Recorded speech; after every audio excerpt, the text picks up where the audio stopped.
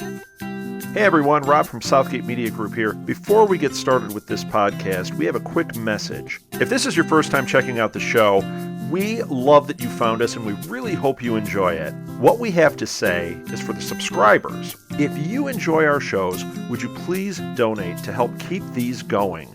We don't want to have to put traditional ads on these shows, but this does cost money. So we really do rely heavily on donations. To make a donation to the show, please go to our website, www.southgatemediagroup.com. Go to the page for the show, and in the upper right-hand corner is a donate button. It takes you right to PayPal, and you can donate whatever amount you want. Thanks a lot for listening, everybody. And now, on with the show.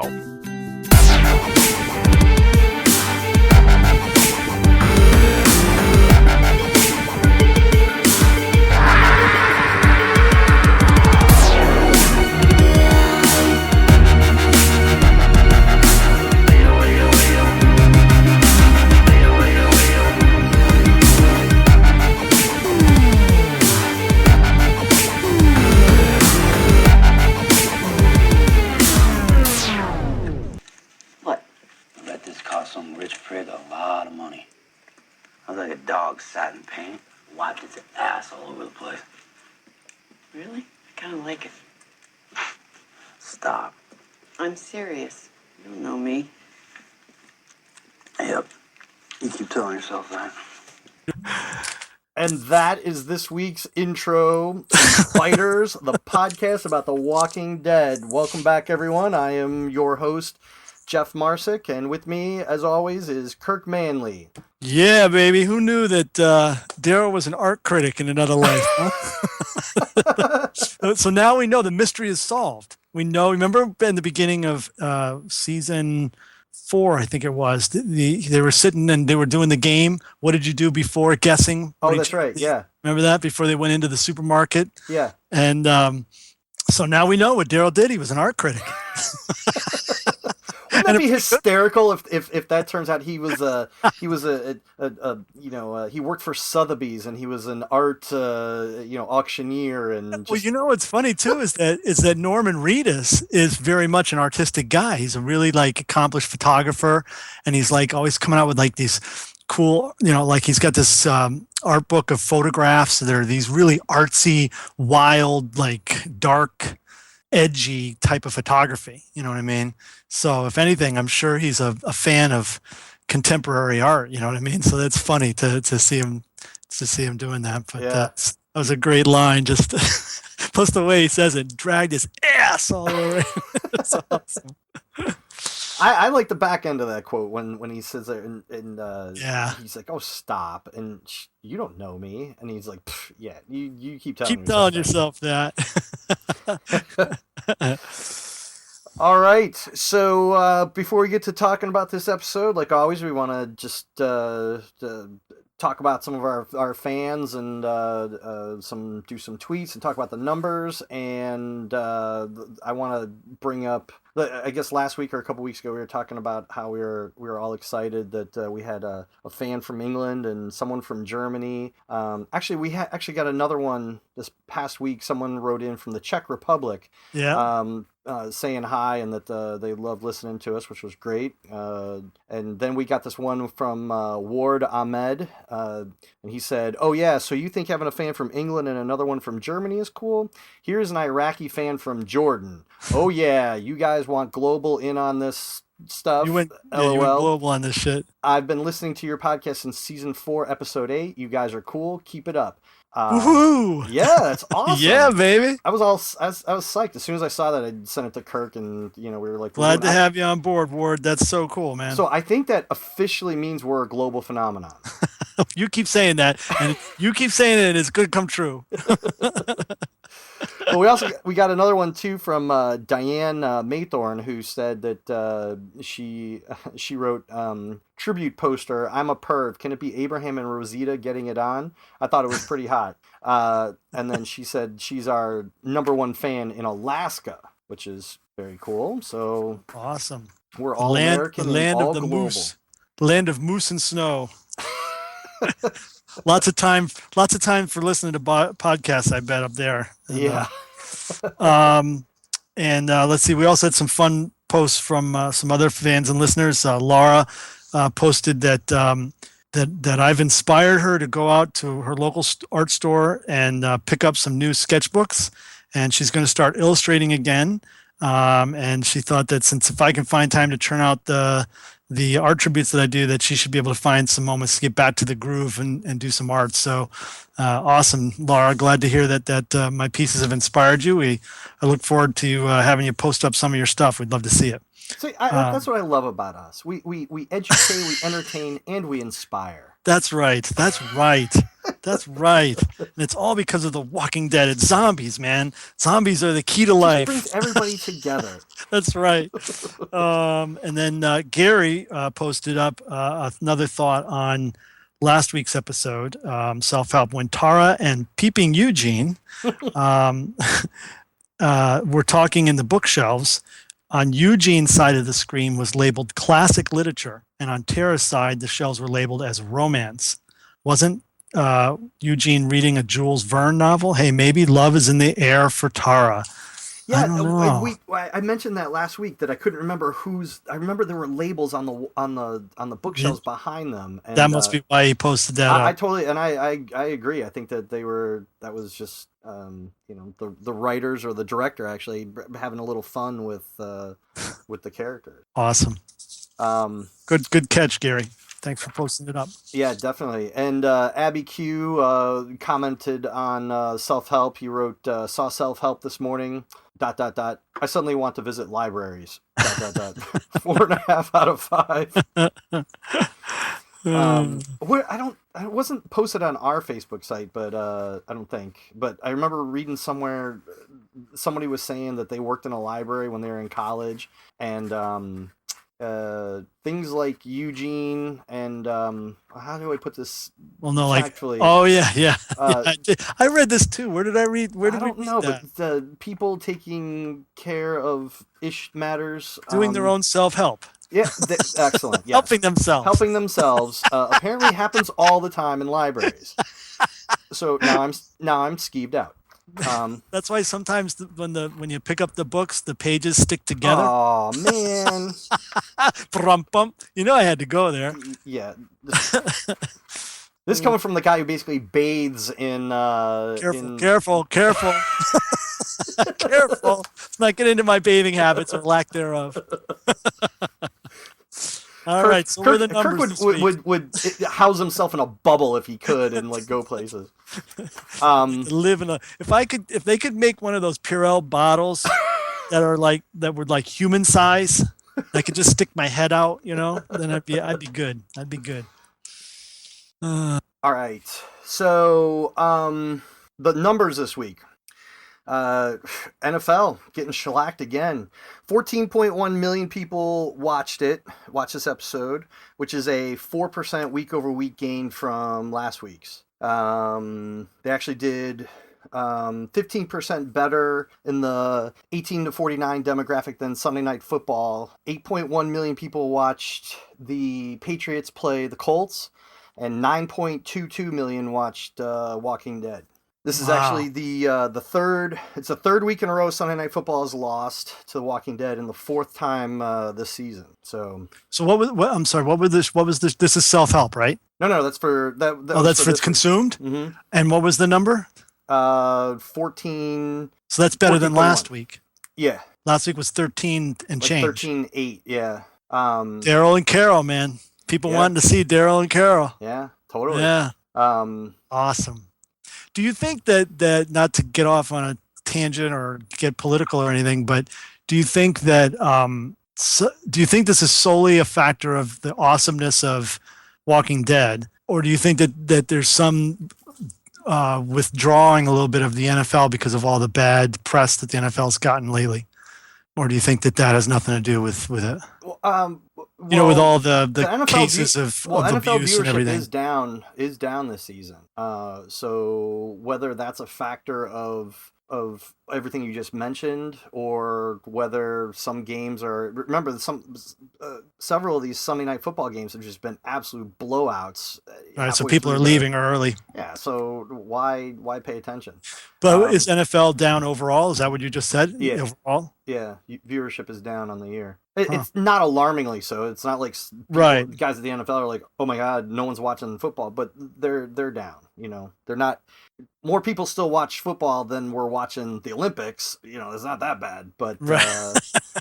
I think 4 people watch the Olympics, which didn't make NBC real happy. But I'm sorry, but they have screwed up the Olympics so bad.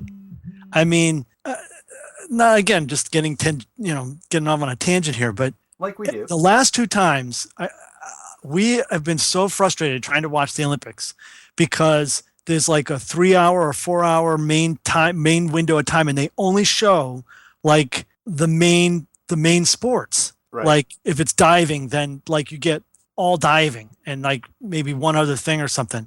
Meanwhile, my kids, they want to see, they want to see the decathlon. They want to see this. They want, and the biathlon and all these other cool things that they've never seen before. You know what I mean? And it's like that used to play. They used to show the highlights from those. They would, go back and forth between them. And now it just seems like they only focus on whatever the main thing is. Like if it's the swim races, I keep going back to the summer ones. Then I hear that there's like channels up the line, like NBC has their regular channel, then they have like a bunch of cable sports channels, and that those play all the other sports. Yep. It's just like it's not clear at all how you're supposed to watch this You can't thing. keep track of when the sports are playing on what channels and things like that. One thing I found interesting, not to get too much farther off track, but what I found interesting was there, as you say, on these different channels. So let's say it was NBC, and then another one was, I don't know. Well, I'll just call it MSNBC. Like during the day. So during the day, they've got the Olympics going on, these sports going on. Who's the skater? There's one U.S. skater who's very, very flamboyant, very. Oh yeah, he wears the different Johnny Weir. Johnny Weir, right? Right. Well, he was announcing. Basically, during the day, they bring in the B team to announce, to give commentary while the event is going on. But at the same time, they have the A team doing commentary. So during the day, when you watch a figure skating event, you're watching the B team give the commentary. But then when they'll show the exact same skater that night in prime time, but the A team has been doing it. There was such a huge difference. I can't remember who Johnny Weir was with. He was fantastic. Loved his commentary. And that was the B. He was the B team, and that was during the day. So at night, when they showed this one Russian skater that I wanted to see, and they had the A team announcing, I was like, oh my lord, you guys are nowhere near as good as he was earlier in the day. So it's just crazy. But this conversation has gone off the tracks like a van with crosses on its back windows. But trying to steer us back on. Oh, there's another pun. Oh, there's no end. All right, so bring us into the tweets. Oh yes, the live tweets. Let's see. We had some funny ones this week, although not the best, but some good ones. Let's see. At CZW Chris writes, "You're watching a show. Speaking of the van, you're watching a show about the dead reanimating and eating people. Quit complaining about the van landing upright." At Herschel Green 1, now I see why everybody hates Chris. I thought that was awesome. Also from at Herschel Green number 1, Daryl still can drive better than Lori. At Meet Rick Grimes writes, why did Carol cross the road? She didn't. That was terrible. At The Walking Humor, laugh my ass off. That van must be part cat landing right on its feet. Let's see. At IC Fremont, Daryl and Carol == Thelma and Louise. Oh my god, that was good. At Dr. Eugene WD, if I were with Daryl and Carol, I could have prevented the fall with my unique strategies. That's Eugene. And then last, at Charming Red, nothing more romantic than burning zombies in the morning. Oh my gosh. So some of those are pretty cute. All right. So what did you give it? Why do I always start off with it? You start off this time. I gave it 4.5 shots, man. I Lord. thought this was a fantastic freaking episode. I loved this episode. I thought it was like, it felt like a great traditional zombie movie. I loved the change to the city location. I thought the dialogue was excellent, and the character development was excellent. There was very little dialogue, but what was there was really powerful. Um, I just think I like these characters, and I like seeing them together, and it's great to see them together again. They're like kindred spirits, like almost like family. So and I'm starting to really like. I was a little off put by going away from the major group like everybody else was in the beginning, but just like season 4, it's paying off in spades. These separate episodes that kind of develop individual characters makes you care about them. Now I care about what's going to happen to Beth now because I've spent time seeing what's going on with her. I care about what's going to happen to Carol now that I've spent this time with her, and I'm so pumped to see Rick and Therese and all the others come back into it now, as opposed to if we were just staying with the whole group all the time. So I just think that that's really starting to pay off. So, yeah. What about you? What'd you give it? I liked it more than last week, and last week I liked more than this one. I wouldn't go as far as high as you, but I gave it 4. I gave it a solid 4. I did the same thing. It was seeing these two. There's just a dynamic between Carol and Daryl that, like you said, the dialogue is sparse. You just like we opened the show with the exchange between them. You could have been really cheesy with that. You could have blown that out of the water and just really just. If it was Beth, she would have talked about how she sings to that picture sometimes, and it reminds her of a passage in the Bible and book. But this was just between the two of them. I mean, you saw when they go into the temporary housing and just how it's just looks that pass between them, and just they're the kind of characters. They're partners. You see a really well constructed police procedural where you have 2 cops or 2 special operatives or whatever it is who just know each other so well that you don't have to tell that person to go here. You just know they're already moving to cover your your back, and that's how these two work. They just one of the best scenes I thought was and horrible too actually was when they're in there in the temporary housing and they hear that noise, that knocking, and then they go around the corner and you see the woman, the woman zombie, and then you see that little kid.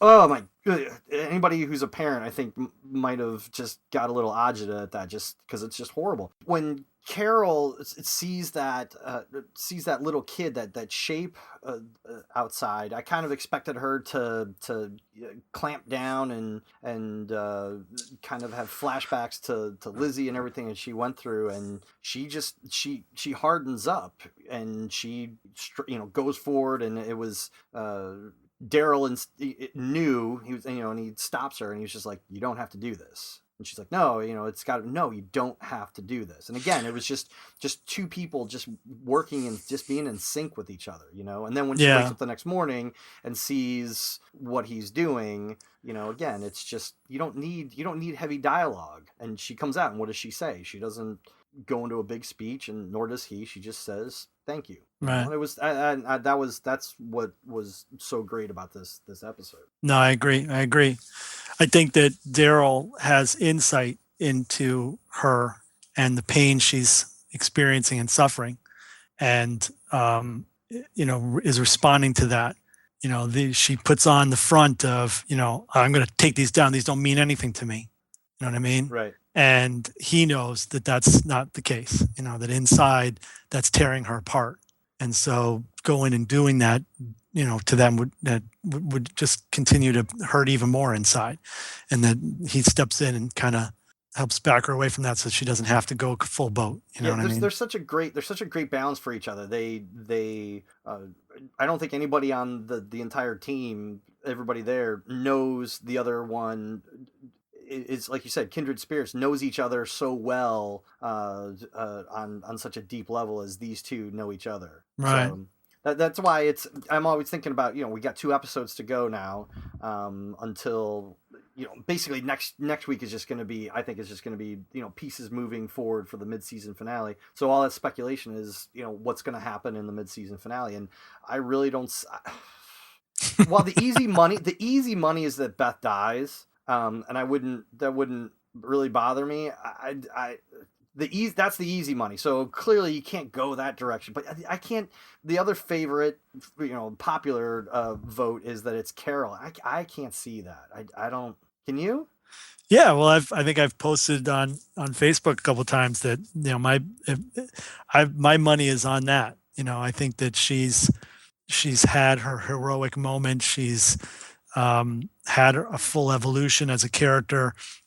And, my guess is, like she said in this episode, we're going to get into more detail, but, I don't think you can save anyone anymore. Yeah. I think she's going to save Beth is what I think is going to happen. And it'll be interesting to see what those ramifications on Daryl. Yeah, but it's hard because, it's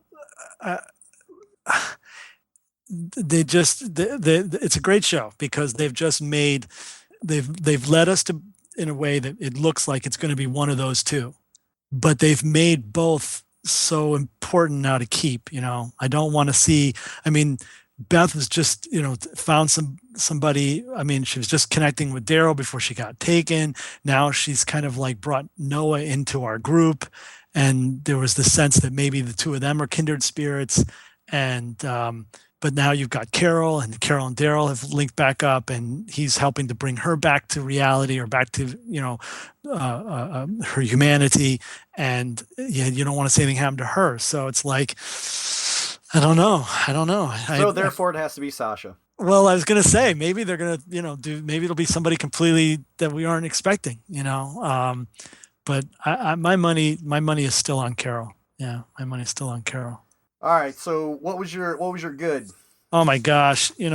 This is, you're going to have to interrupt me because I got pages and pages. Oh, Lord. Better take some no-dos. Well, I'll try and paraphrase. I think the episode is about these two damaged characters, and they were broken in the old world before the zombie apocalypse happened.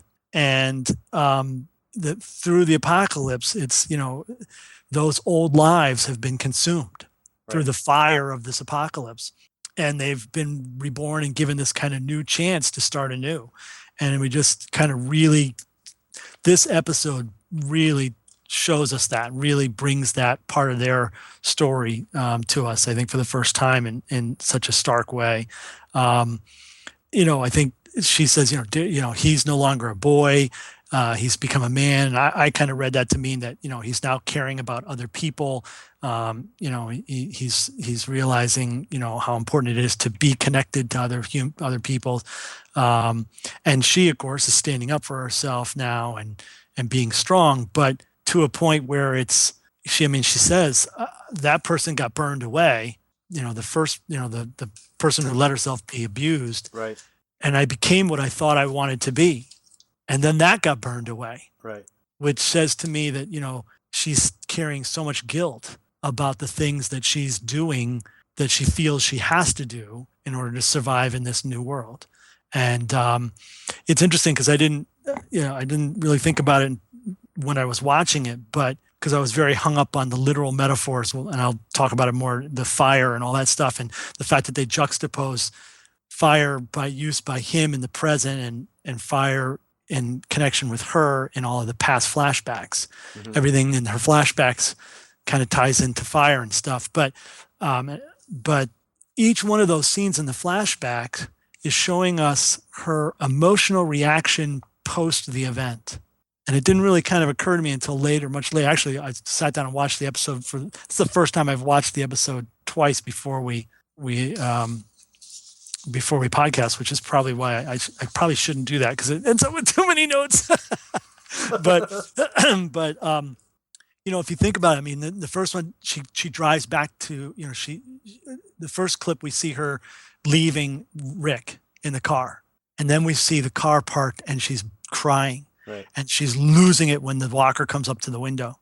And then the next flashback, she's getting herself set up in the law firm, and then she sees the smoke in the morning, and she goes to the prison and she sees the fire and she breaks down again.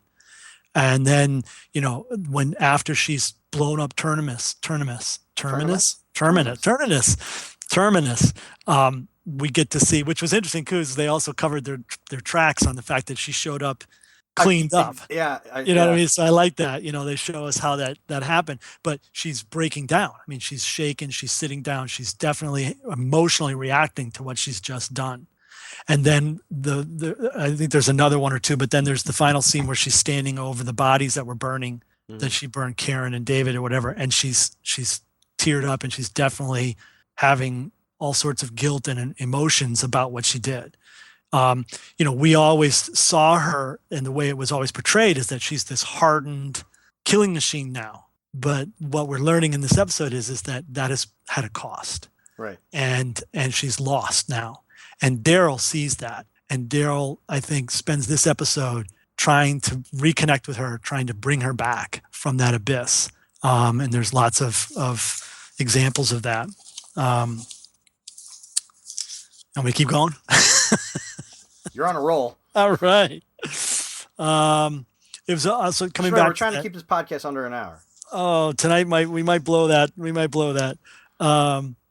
was interesting too that the walker that comes up to her in that first flashback when she's sitting in the car crying after leaving Rick, and surprises her, and she's screaming at him, and he bangs on the window, and she loses it. Right. It's interesting that the next time she's sitting in the car with Daryl and they're waiting behind that cop, a walker comes up to the window, almost exactly the same. Yeah. And it was like, you knew that inside she was just ready to lose it again. You know what I mean? Because it was like, thought that was wild. We get more of the survivalist tricks. Did you see that? That was pretty cool. When she puts the hanging plastic bags out with the coat hangers to catch the rain. I thought that was really nice. I thought the choice of the law firm to hide out in was great because, what is the law? The law judges. The law is how civilizations survive and maintain human order. Without law, there's chaos.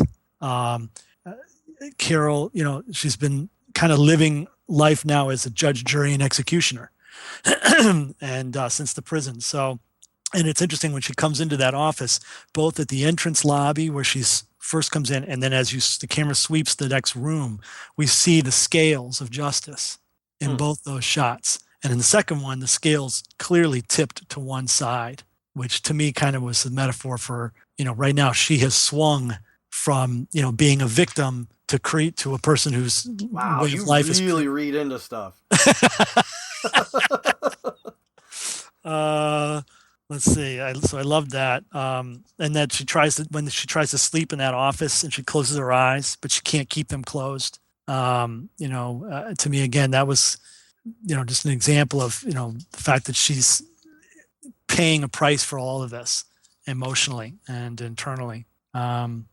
I loved that the story taking place in Atlanta, and I think it's key to part of the success of the episode because, seeing Daryl and Carol surrounded by the burned out shell of the past world. I mean, when you see them in the woods and you see all the cast in the woods that we've been in constantly, unless there's zombies in the scene, it could be any point in time. Right. You know what I mean? But there's just no way through this entire episode that you are not constantly in every shot reminded about the horrible world that you're in now. And they're just constantly surrounded by the buildings are burnt down. There's shit all over the roads. There's zombies everywhere they turn. There's nobody around. These empty cars. Isn't that that's the same street, the same area that harkens back to season 1 when the tank, right? Well, they showed the tank. No, I know. It was a hallelujah moment. When I saw that tank, I was like, woo! Yeah. There's the tank! Yeah. And then awesome. the shot of when they were going into the city and you see all the cars lined up nose to tail coming out of the city, which is basically the poster. Yeah. And it was creepy, like it was so like a real zombie movie, like when they're following that car in the dark, with there no headlights. I mean, it was eerie, it was scary. The shots, many shots had zombies going on the edge of the shot where you could see legs. So there's just this heightened sense of like at any corner, there could, something's going to pop out. Well, ghost towns and dead cities are just they're just horribly spooky. So it was great, and I thought that that was awesome. I love that about this episode. I love the continuing religious symbolism. The crosses on the car, her statement that we can't save anyone anymore, implying that everyone that is left has done so many terrible things that they're all doomed to hell. And she even kind of says that about herself. If I'm going to go to hell, try and keep it for as long as possible. She obviously still, again, I saw that as a tip of the hat to her guilt and her tremendous, struggle internally about the things that she's doing now in this new life. All the fire references, which in one context I think are a metaphor for the new world consuming, like we discussed already, but also fire is often a means of baptism, or at least it's, that famous, quote of baptism by fire. You get tested by a baptism of fire, which I thought was kind of a religious symbolism as well. I think, the van scene is filled with lots of religious metaphor and symbolism. You got the back windows have the crosses in them. You got the zombies, which are kind of like demons from hell that are trying to come in through that way. And in front of them, they got to go over the edge, which is kind of like a leap of faith in the face of the unknown. And then you get just in case it's not subtle enough, you got Jesus right there on the dashboard. It's going to go diving forward with them, and then at the bottom, they come out of it almost like a resurrection from the ashes. They kind of rise up. They've survived together. They're almost kind of reborn once again. That's how I saw that whole scene, and I saw some of your comments about the truck not landing on the roof. I absolutely agree 100%. There's no way that thing's landing.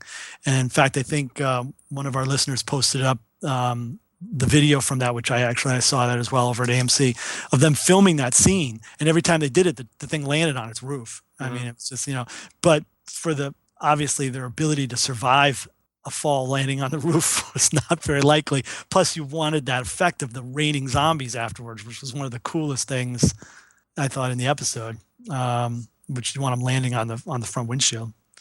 Should I keep going, or you want to put in some goods? No, I mean you're pretty much you're up to minute 40 of the episode, so keep going.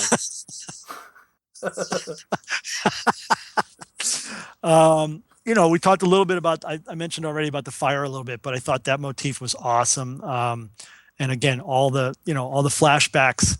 Carol is dealing with fires. She blows out the candle in the office. She sees the smoke from the prison. She goes and sees the fire there. She sees the smoke of Daryl and Beth's cabin when she's burying Lizzie. She blows up Terminus, creating a fire. She stands next to the burning Karen and David. But in the present, it's all Daryl with the fire. Daryl is setting all the fires. He's lighting the pad of paper as a distraction. He lights a dumpster on fire as a distraction. He builds the fire for the mother and child zombies. He lights the cigarette with the flame of his lighter. All the fire in the present is Daryl. And I'm not sure what that means or how to read that. I'd be interested what your take is. I think it's trying to say that, the Carol was reacting to all these fires, and there was all of this fire and pain and stuff going on in her in the past, things that she's done and everything. And in the present, Daryl is trying to burn their way through to a new, to a new self, to a new identity, to, this idea of resurrection type of thing. What's your take on why they clearly had him doing the fire in the present and her connected to fire in the past? I hadn't made that connection at all, so this is new to me. But sometimes you come up with stuff that I just sit back and go, did I watch the same episode you did? Because I missed that. Meanwhile, I'm just sitting back going, Daryl and if I was with Philip Morris and I was doing an ad campaign for cigarettes, dude, I'd have Daryl. Can't everybody be smoking again in a heartbeat? Yeah, no doubt. He did. He made it look cool, man. He did. And I love too that he takes him from Noah while he's under that. While he's under that. It's like, let me just take your fucking cigarettes, man, right here and smoke them in front of you. That was awesome. Him and Donald Draper from Mad Men. It's like they're Yeah. the that's an interesting philosophy. All I can think of is, as you laid it out, is all I can think is that and I don't know how to reconcile it into anything, but just that Carol's reactionary to the fires, and almost like they're almost they're not all a result of something that she's done, but they're like she's reacting to them, whereas Daryl is, Right. action. He's causing them. I have no idea what that means. Well, I'd be interested to That's hear all I got. what our listeners think, because Yeah, definitely. it's definitely, they definitely made that's definitely there in the episode. It's done on purpose. And the question is, what was the purpose? But Well, you think it's done on purpose. We're going to get a call from Kirkman, who's just going to say, because he listens to our show, and he's going to say, dude, that was cool, but that's not what we were doing at all. But let's see. I think that the other thing that I just loved was again, these two characters. They're just so. We've talked about it already quite a bit, but they just, and I've said it already. I'm going to repeat, my kindred spirits and like almost like family, and I just felt like Daryl was really trying. You can tell he feels the fact that she's lost. He knows she wants to leave because she doesn't feel, for whatever reason, that she fits in anymore. He knows she's hurting inside. He's trying to bring her out. He's trying to help show her that. He keeps saying things like, we're here. You're not lost. You're here. You're here with me, and we're trying to do this. And I loved that. I thought it was he's such a cool character because he's so tough, but yet he's so sensitive at the same time, and I just think that's a hard thing to pull off and in a show like this. And I think he's doing a great job of it. I thought, again, examples of it, him trying to help her was like when he obviously prevents her from shooting Noah. He knows she's just off the edge. She's too far to the right, you know what I mean, or whatever the expression would be. And that's another example. I mean, he says like, this is a kid, you know what I mean? He knew. I mean, Noah says to him, please put your guns down. I mean, Right. Who in the apocalypse, that we've met so far, the claimers, the terminites, the governor, they don't say please. Right. You know what I mean? Noah's like, he clearly doesn't want to hurt them. He just wants their weapons. You know what I mean? And, and so he sees that she can't see it. Then I think the most important one was at the end, and some people will probably disagree with me on this, when Noah's underneath that bookcase. You will, even if you don't, just for the spider, make for a good show. But when he's under that bookcase, and he basically, it's so funny because he's just like, basically, dude, I already tried to help you once. You're done. You know what I mean? I'm not helping you anymore, whatever. And he's leaving. She's like, you can't leave him here. He's a kid. You know what I mean? And he's like, screw him. Forget it. Like, no. And then she's like, no, you have to help him. And then the arrow goes through the zombie's head, or she basically says, I'm going to stay and help him. And then the arrow goes through his head, and it couldn't have gone through without him already have been aiming it. Right.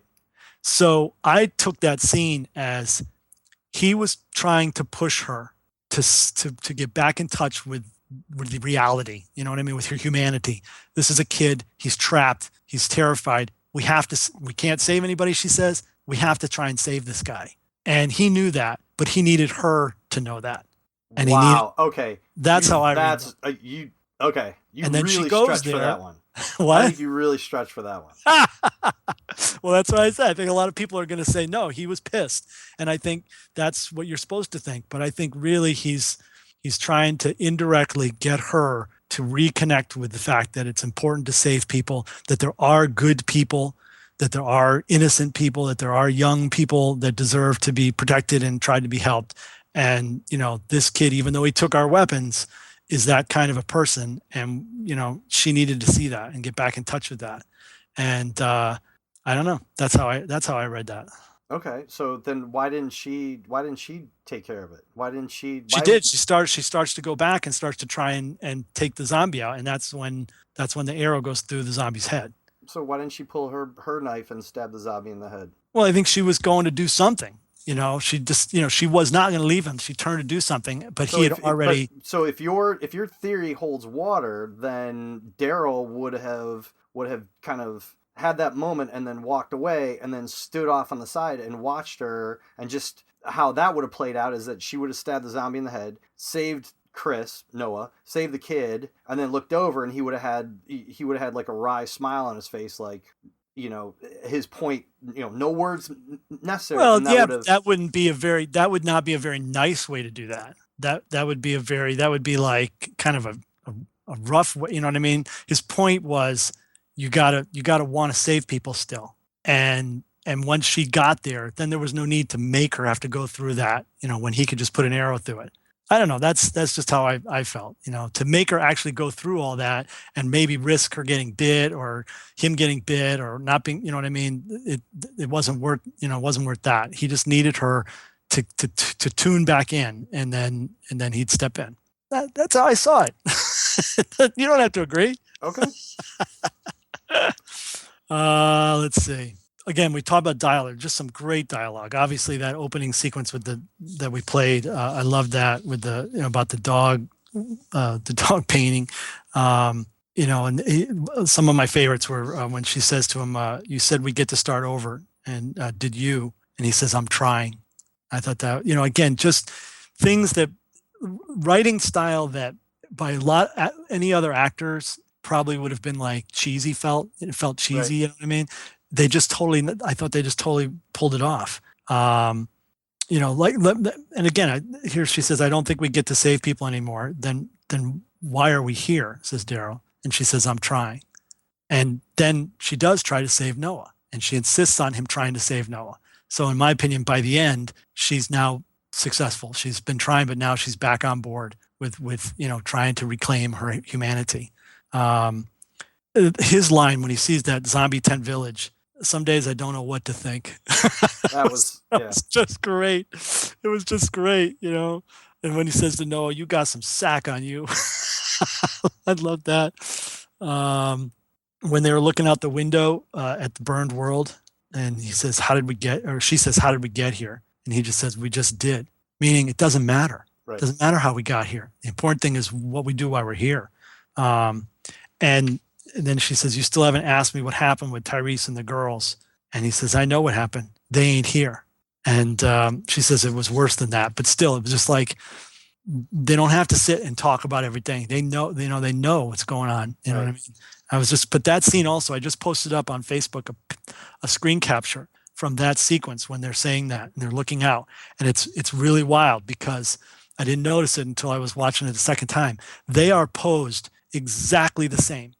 They're facing out the window exactly the same. They've got their shoulders exactly the same, and they're both holding the straps from their weapons exactly the same with the same hand. They look like Bobbsey twins. They look like reflections, which is really cool. Let's see. And then she's like, "Did you, when they were in the after the situation with Noah, did you think I was going to kill him? I was going to shoot him in the leg. Would that have killed him? Maybe. He was stealing our weapons." He's like, he was a kid.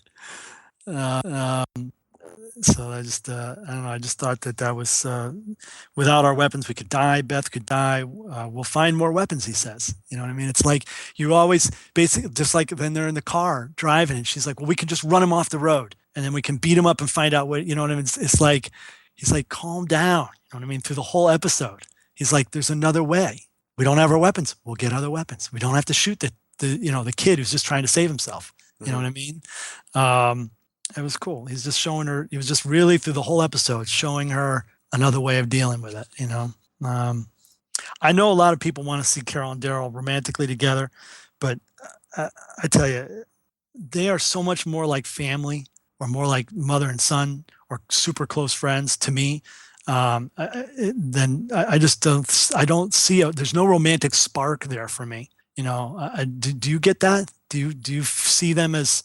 It's funny because watching the seeing Daryl and Beth I was uncomfortable just with the intimation of romance between them. And then when they're both laying on the cot or on the bunk bed next to each other, and Daryl licks his lips, he looks over and he licks his lips, and I was like, oh God, no, no. I mean, I was uncomfortable with that prospect as well, and I don't know how I like them. I don't. There are some people who call it a mother son kind of relationship. That's what I see. I don't see that, because I see them, to your point about them being reflections as they were standing there. They're reflections of it. They see themselves in the other person. Right. So the flaws they can see, while you can't see in yourself, if you introspectively look in, you can't see what's wrong with you. You can't see the damage. But when you can look at somebody else and you go, oh my God, that's me, and you see the damage there. So I don't see them romantically linked. I see them as equals. I see them as partners on the same plane. So, and when I think of it that way, and because if it's a mother, and one doesn't have the advantage or power or hierarchy over the other one. If there was a mother-son relationship, there'd be more nurturing and mentorship, and if there was a romance field, there'd be more touchy-feely kind of thing. These are two friends that are just bonded by their journey through this life, and so that's how I see them. Yeah, no, I agree. I agree. That pretty much covers my goods. You got any other goods? Or well, you got geez, that goods? pretty much is the entire episode. So awesome. Dun, dun, dun, dun, dun, dun, dun, dun. Good night, folks. So almost everything that you said about Daryl and Carol, were my goods. I think I was looking at this. I was viewing it more also from. This just felt like a Western to me, and it was awesome. Yeah, and it was. Yeah, I can see that. Just two weary gunslingers coming into town, and they're just getting ready for the next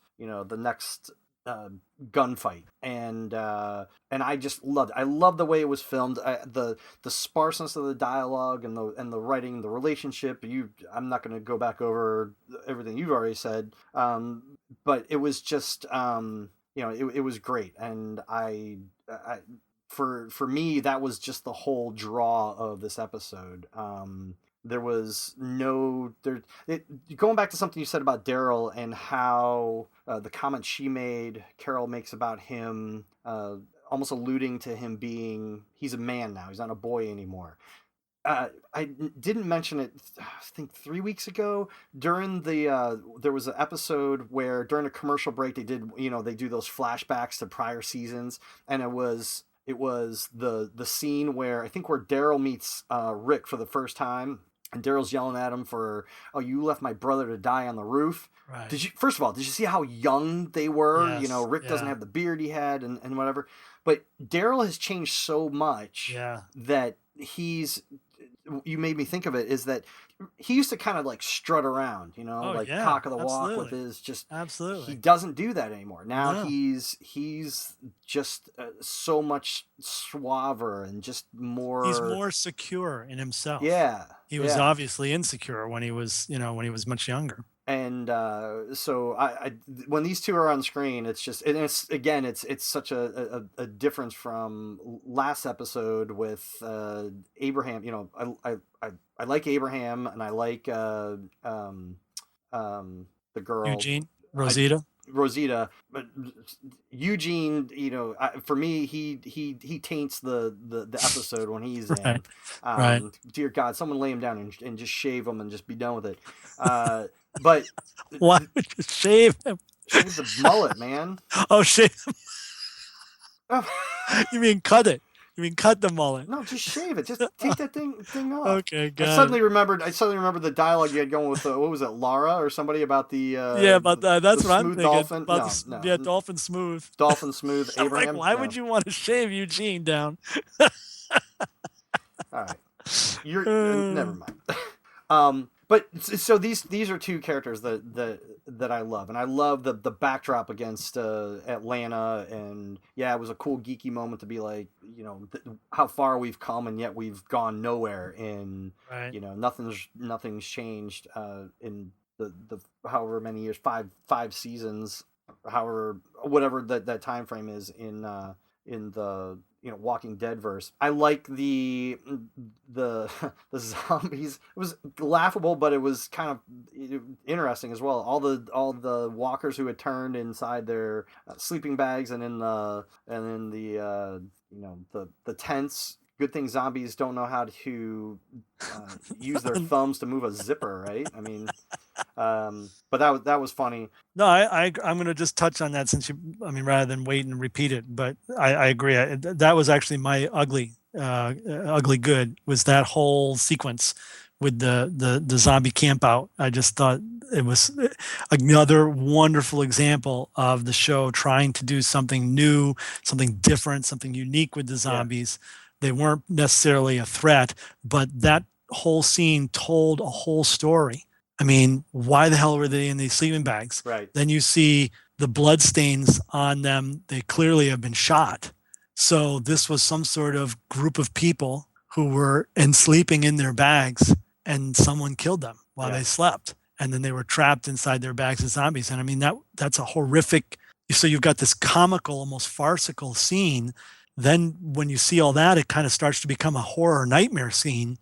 It was just fantastic. And then they turn it into a weapon when Noah cuts open the bag and lets them out, So, well, the other thing too is that was just a great scene. The other thing too was being back in Atlanta. You mentioned how when they're in the woods, in the wooded areas, they can be anywhere. And even the prison was a big set piece, but it wasn't big. When you come to Atlanta, that a metropolis that is dead, you suddenly get a sense of scale and how before, when they were in the woods or even when they were at the church, they're big people in like a little pond. Now they're just guppies in this massive ocean, and that was really cool. So that was, you pretty much hit all the things. There was one quote, I don't know if you mentioned it, but the quote where after Carol says, her prior life that got burned away, and then she became somebody she thought she was supposed to be, and that got burned away, and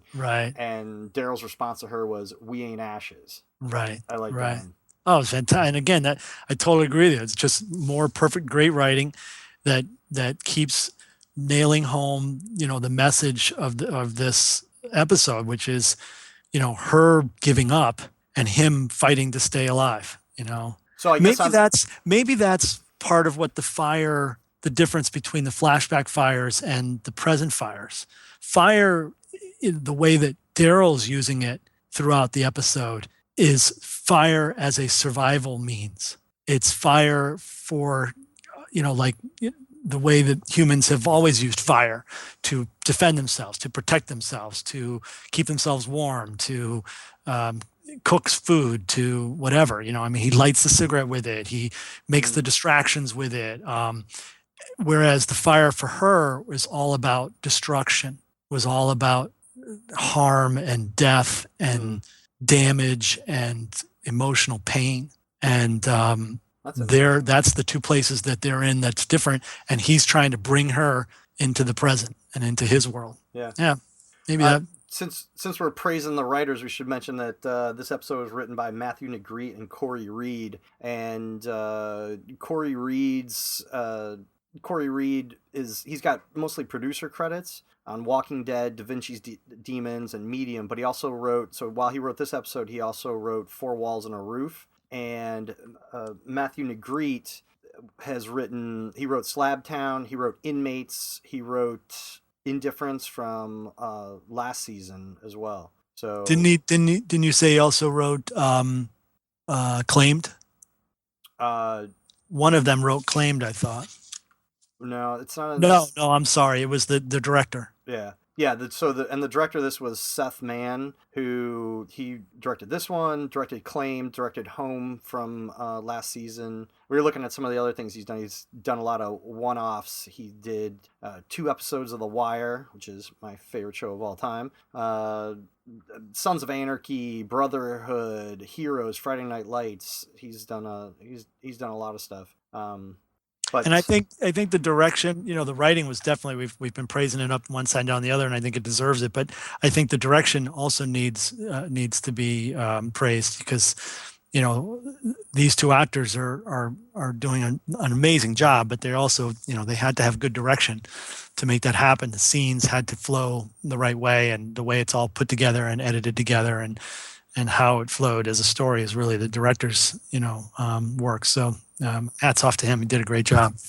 all right, so what was your bad? My bad. Let's see. Bad. I'm Given not what you buying. said about all the 75 pages of the thesis that you just gave on the good. It's probably how she parted her hair, maybe. Yeah, I thought that. I really thought the parting of the hair and come on, he still has a shiner. He still has a freaking black eye. What the heck? I mean, Beth Stitches healed days ago. That's right. I'm not buying that Noah's a kid. I think that a big part of the premise of this episode depended on our seeing Noah as a young kid, and that gave him some innocence and justified Daryl's preventing her from shooting him and her wanting to save him, and the guy that's playing that role just seems older to me. He seems like he's in his mid-20s. Yeah. So that part was I'm having trouble.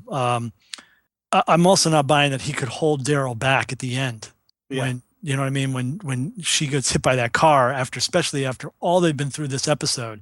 He's going out there. I don't care. You know what I mean? Yeah. He's at that point, he's going to be blind. He's not going to be thinking, and I don't think that Noah would have been able to hold him back.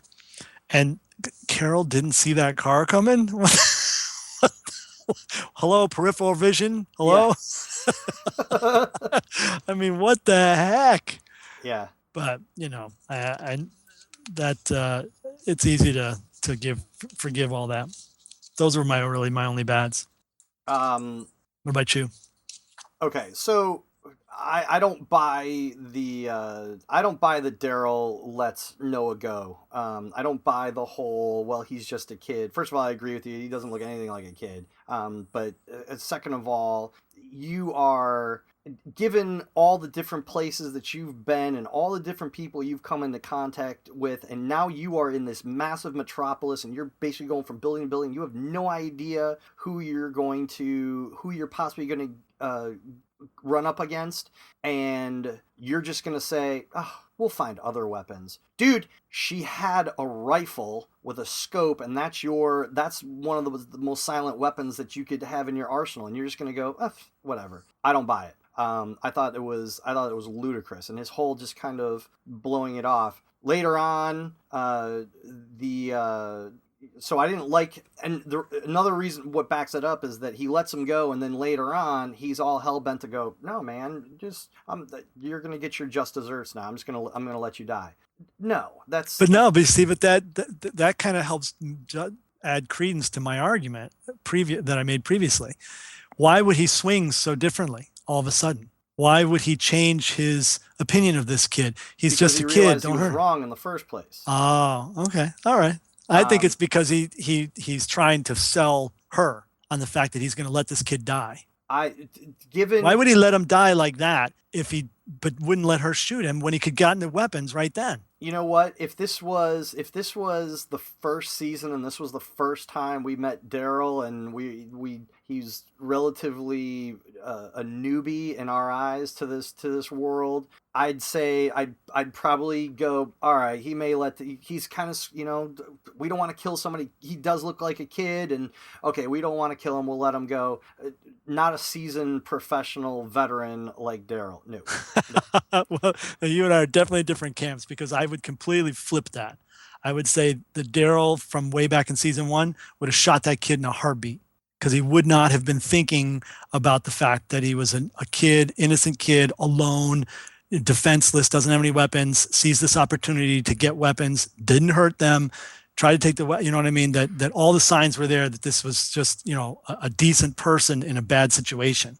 And you don't kill people like that, because at this point you need people to survive. Okay. So that Daryl may be kind of a valid, that might be kind of a valid argument, except that you put qualifiers on that, so I don't think I'm going to get through. When it's one thing to say, give me your weapons, and hey man, sorry about this, is just a bad thing, and then you go ahead and rip open a couple of tents, to kind of bring a distraction. The thing is, and I agree with you that posturing Daryl from seasons ago would have shot him up, and after he was dead, put a couple more rounds into him just because. But this is also somebody who has taken.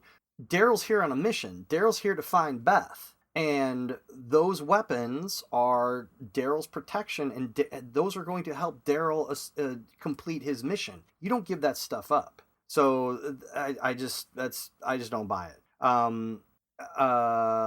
What else didn't I like? There was something else I didn't like either. Oh, well, no, that's my ugly. I'll tell you what I don't buy about that scene, though, is that they run into him again in the next there building. You go. That was my other thing. I didn't. That was hard to buy. That was too convenient. Except they imply that he's following them. They imply that he's following them, because they say that. Why are you following us? Why are you following us? He says to him. Daryl says to him. Remember? Yeah, but didn't he say to Daryl, I thought you were following me? Yeah, but it was kind of like, yeah, I don't know. I mean, I think he was just covering his track. I think he was following him, because I think the kid probably thinks these guys maybe can help me, even though I took their weapons. I took their weapons. He's out there lost. You know what I mean? I mean, he had an escape plan that was only thought through as far as getting to the fence. You know what I mean? Now he's on the other side of the fence. He didn't know what the hell to do. Yeah. You know what I mean? Plus, he doesn't have the other person he planned to escape with. Right. Sorry. Go ahead. I know you had some issues with the van. Oh, that's my ugly. So if we're there, then this is it. So go for it, baby. My ugly was the van, and it's not a good ugly. It's just this was just it's a mess ugly. Oh my lord, it was one of the dumbest things I've seen. So to rehash, and I know I said this to somebody on Facebook. I almost did it again. I almost said the Facebook. Why do I have to talk like a geriatric? Because you're older than you look. On Facebook, somebody brought up about the van, and yeah, there's no way that van needed the hand of God in order to make sure it landed, on four wheels. But hold on, so let's just look at this for a second. I understand you may want to go into the van and see if there's papers and there's some information. I got it. Why do you send the heaviest member of your team all the way forward? Without having somebody working a counterbalance at the end. But even let's dumb it up, let's raise it to a second power. Let's send both people all the way forward into the front of the van. And the thing that's funny is she says to him, because again, on the second watch through, I watched it because I read your comment on the Facebook, and you don't play Candy Crush with a hammer and some candies on your table, do you? Have you seen that commercial? No, you're not supposed to. That's how we play. But anyway, she says, "Dude, don't piss me off. I'll go get my musket." There you go. She says to him, let me go because I'm lighter. Right. And he looks at her, and then he turns around and throws himself in. Yeah. So I'm not quite sure. I mean, obviously from a story perspective, they needed to get them both in there, but you're right. I think that was one of those moments where somebody said, "Hey, I got an idea. I got a cool idea. Let's do this. How do we make it happen?" So yeah, that didn't. That was awful for me. What about you? Though my good was my ugly was a good ugly, and it was the zombie scene, and I kind of went over it already. The zombie scene. The whole freaking thing's a zombie scene. The camping zombies. Zambi camp, the cookout, camp out. And I already kind of really talked about it. I just thought it was just a fantastic, original, creative, funny at first, horrifying at second. Someone's got to turn that into some kind of a musical. Like it just seemed like when they started, coming out of the tent and stuff, it was just kind of like someone's got to put that to like Rodgers and Hammerstein. There was a funny comment on Twitter to somebody who tweeted me about that for my next tribute piece, I need to make sure I get in the zombie burritos. So yes, that was my ugly. Well, the episode put to rest some questions. We now know what the small shape was that Daryl was bringing to the fire, and it wasn't Beth's body wrapped in a shroud. Right. We now know who Daryl pulls out of the forest when he returns. So yeah, right. We have to assume it's Noah, even though we haven't seen there. But I mean, now we know. Now right. we know how. Now we know how Carol gets into the hospital. Yeah. And for all those people who are saying that anybody who criticizes this episode is not moving the story along, is not paying attention, because even though it was really just about the two of them in this search hunt kind of thing going on in Atlanta, there was, like you're pointing out, lots of answers to the story that moved the story right along. And I think that we haven't really seen Carol since the whole Lizzie thing. Right. Yeah, we've seen her save everybody, and flashes here and there, but we haven't really seen her. And this was an episode that we needed, and we needed this to kind of come to some closure with what's going on in her head and in her demeanor, her character. What's going on since Carol, this new version of Carol has risen from her ashes, and who better to do that? Nobody could possibly do that with her than Daryl. If she was with Rick would want to try to get answers and throw out platitudes and stuff. But well, Daryl's I think Rick wouldn't. Rick is now at a point where he doesn't have time for that. Yeah, no, I agree. He doesn't have time. You either, get yourself wrapped tight and get going, or, we're going to move on without you. Right. And I think, that's why Daryl is the right person, because he's sensitive to it, because he's basically been where she's at, Yep. They both have this horrible, abusive past that they've had to learn to try and get past. So next week's episode, so we have 2 episodes left. Oh my God. It just isn't fair. It isn't fair. Kirk's already going into withdrawal. So next week's episode is called Crossed.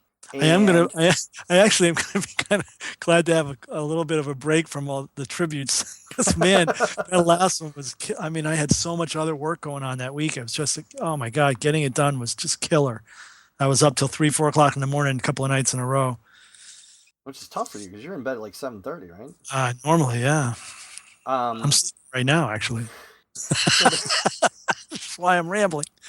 I can't talk. So next week's episode is Crossed, and it's basically just the blurb that's out there. The AMC revealed is that, and we've seen parts of it already, where some people are left to batten down the hatches at the church while Rick goes to basically set up a party to go now that they know where Beth is.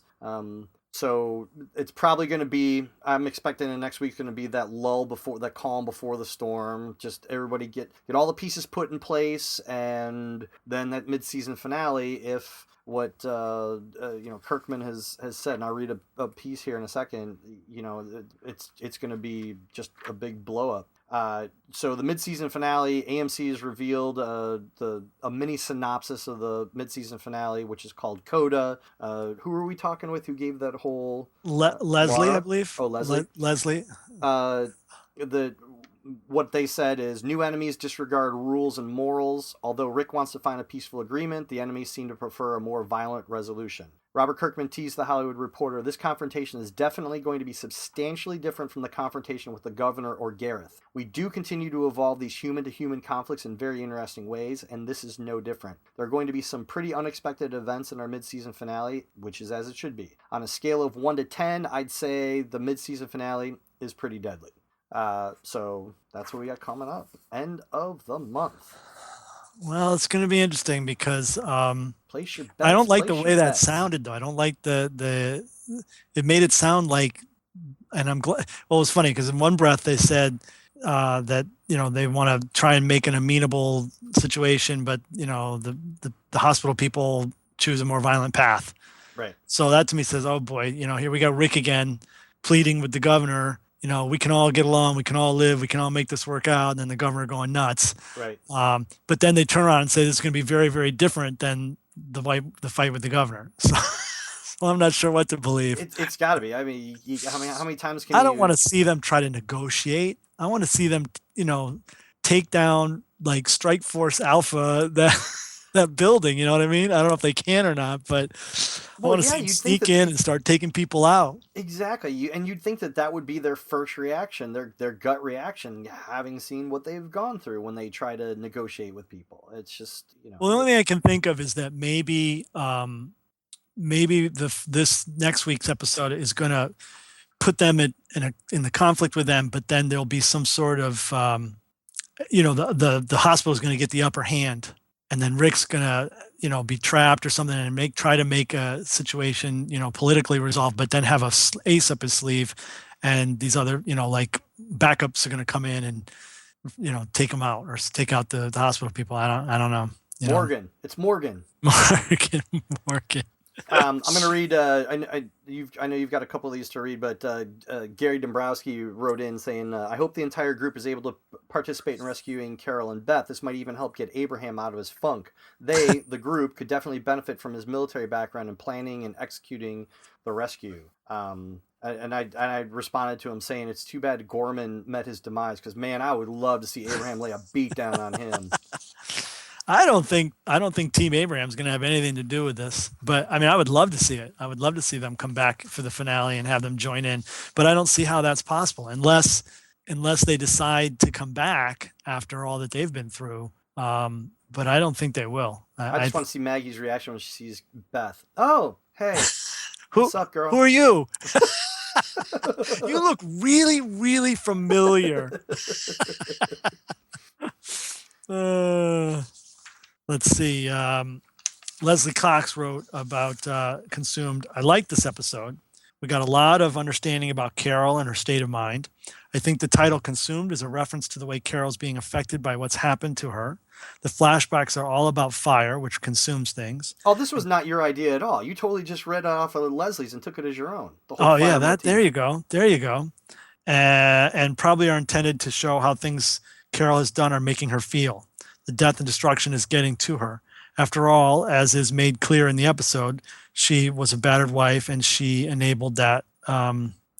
She was a battered wife, and she enabled that by going back to her abusive husband. Now she's the opposite and wouldn't take that. She's tough now, but there's been a price to pay. Loved Carol's theme tune, "Bad Blood." Yeah, that was a great song. I think there are some very relevant lyrics to it. Yeah, that was awesome. And actually, I think I wrote down one of the lines in that song was, "I'm not who I thought I was."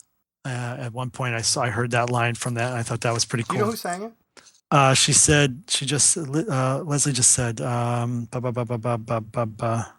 say who sang it. Oh no, she didn't. It says "Bad Blood" is the name of the song.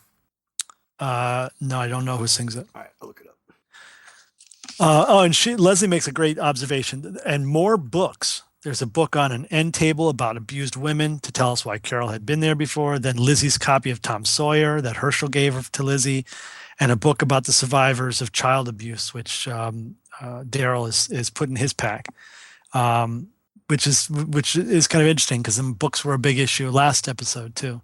That was a cool scene too when he drops his pack and picks it up and the book fell out. And again, there's just a look that passes between them. And again, Daryl growing up and being a man now, Daryl seasons ago never would have had that book. Right, exactly. I don't have a problem. So yeah, exactly. So I'll give this one 3.75 headshots. The good would be the insights into Carol's state of mind. The bad is the way the van landed when it fell off the bridge. Nope, it would surely have landed on its roof. The ugly is bad ugly, getting trapped in that van in the first place. Yeah. Character of the week, Carol. Zombie kill of the week, the way the zombies fell off the bridge and landed on the van. Yeah, that was, we didn't talk about our zombie kills of the week, but that was definitely one of mine. I love the raining zombies, the lemmings. I also liked the burrito zombies in the sleeping bags, and then of course the machete in the head to the one that was pinned down with the arrow in the throat. Yeah. That was pretty.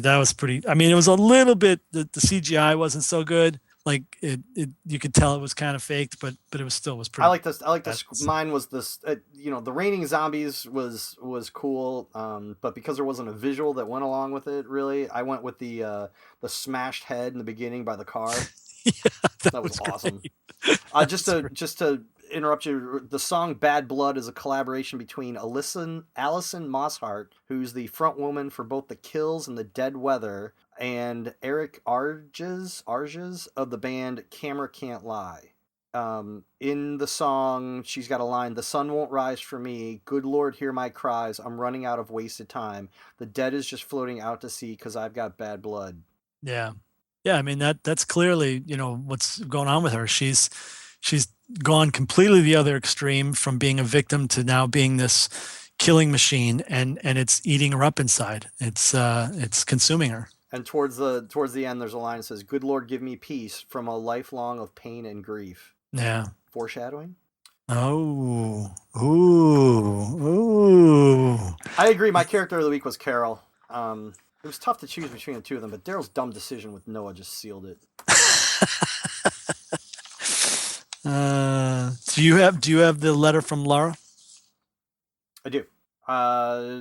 She says, "I hope I'm not too late to send feedback on this week's show. It's been a busy week.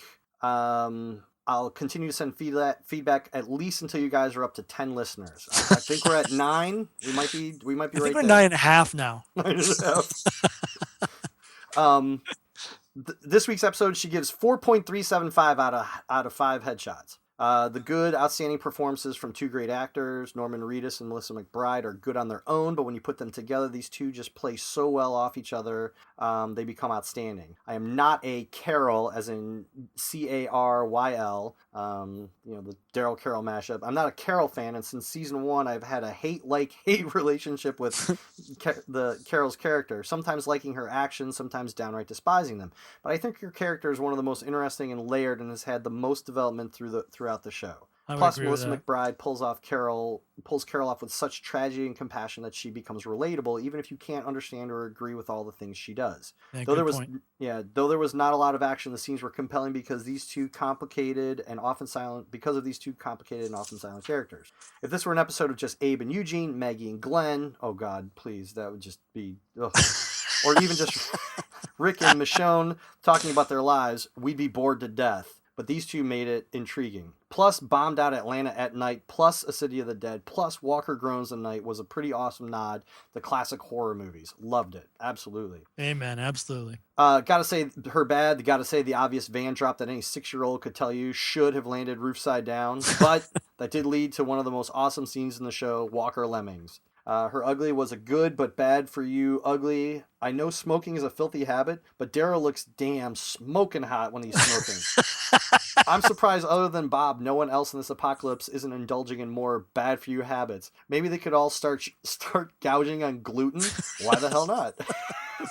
It's true. We talked about that last week a little bit. I brought it up with the fact that we finally got to see Rosita and Abraham, doing the nasty, and it's like there's just. I think people would be doing more drinking and doing more smoking and doing each other more. Yeah, I mean, you're on borrowed time. Why not? Yeah. Best Walker kill has to be the Lemming zombies, though double tap roadkill zombie wins for overall grossness. Best line of the night when Noah tells Daryl to set his crossbow down and Daryl replies, "You got some sack on you." Yes, he does. You do not tell Daryl Dixon to give up the crossbow. Cool, guys. Can't wait to hear the episode and what you thought. Cheers, Laura. All right. Thank you, Laura. Thanks, Laura. Well, all you listeners are fantastic, man, for writing in. We appreciate it. It's awesome. It's fun to hear you guys' analysis and observations, and I think it definitely it enriches the show. So thanks a lot. And if we missed anybody, our apologies. We try to give a shout out to everybody, but do the best we can. Great hearing from Ward from Jordan. That was awesome. And Yeah. And we also had from the Czech Republic, we had Zdeněk. hello guys, you bet you are international. Here's a listener from the Czech Republic, right next to Germany. Glad you put that in there because we get a geography lesson for Kirk, and then so he can look that up. I was wondering. He asked us if we would be interested in doing the Skype interview about zombies, so we'll have to get back to him about that, which is cool. So we love hearing from people from all over the world. So let us know where you're from, and we'll put up a mat and with like little tacks and like people. One person listens to us here, and he's right next to Germany. That's right next. That's like it's near Omaha, right? Or Utah or something. Right? Yep. All right. You got anything else? I don't think so. Just really starting to get sad already about the fact that we're coming down to the mid-season finale. The mid-season finale is coming down. Is I know fast something. Approaching, but I know we something have we something need to announce. share. In December 13th and 14th. Let me see. Yes, that weekend. December 13th and 14th is the Walker Stalker Con, New York, New Jersey, and I will be exhibiting at the in the Artist Alley kind of area of that show. So if you're planning on being in the area or going to Walker Stalker, make sure you stop by, see me. I'll have copies of or prints of the art tributes that I've been doing for the episodes. So if you want to pick some of those up, we'll also have copies of Z-Girl and the Four Tigers, which is the comic that Jeff and I do together, and we'd love to share that with you guys. And we'd love to meet anybody out there that's listening to us that's going to be in the area. I'd love to get a chance to shake your hand and say hello. So feel free to come over. Again, that's the Walker Stalker Con. It's in the New York, New Jersey. You have to go to walkerstalker.com, and you can get more information about when and where that is. It'll be what they say. I think Atlanta had 40,000 people. Yeah, something like that. And this is they expected. Well, last time I talked to some people about it involved with the show 2 weeks ago, they said that it looked like it was going to sell out here in New York. I don't know. They didn't tell me how many people that represents, but that the ticket sales online were going that it was basically going to sell out, which Very is cool. They're really excited about. Yeah. So it's growing. I mean, they now have they're going to have San Francisco in January. They've got Chicago coming up. I think there's one in Seattle. I'm not sure. DC, I don't remember, but they're popping up all over. So it's they're growing as the show grows. All right. I think that's all we got this week. All right, guys.